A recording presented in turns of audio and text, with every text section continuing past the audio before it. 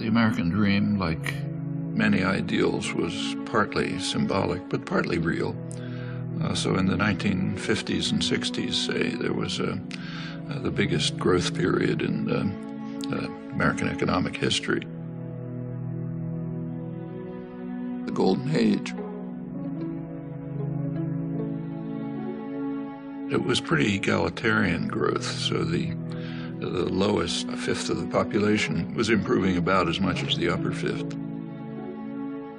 And there were some welfare state measures which improved life for much of the population. It was, for example, possible for a black worker to get a decent job in an auto plant, buy a home, get a car, have his children go to school, and so on, and the same across the board.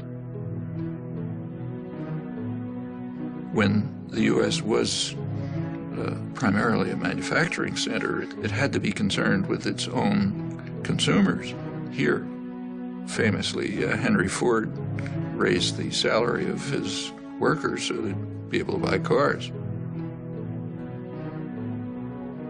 When you're moving into an international plutonomy, as the banks like to call it, with a small percentage of the world's population that's gathering increasing wealth, what happens to American consumers is of much less concern, because most of them aren't going to be consuming your products anyway, at least on any major basis.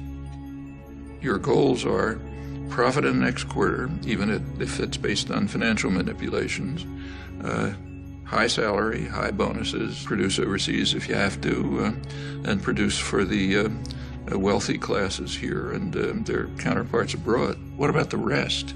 Well, there's a term coming into use for them too.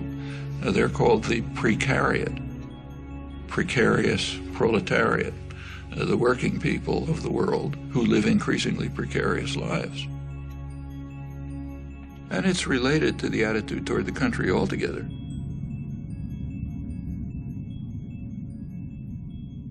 During the period of great growth of the economy, 50s and 60s, but in fact earlier, taxes on the wealthy were far higher.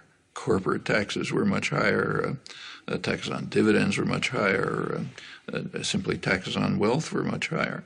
The tax system has been redesigned so that the taxes that are paid by the very wealthy are reduced, and correspondingly the tax burden on the rest of the population's increased.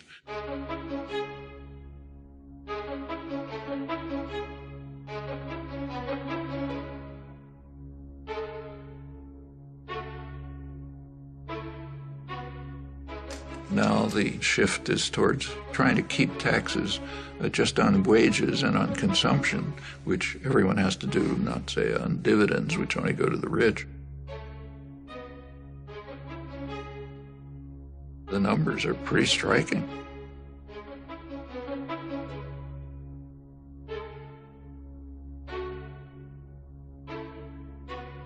Now there's a pretext.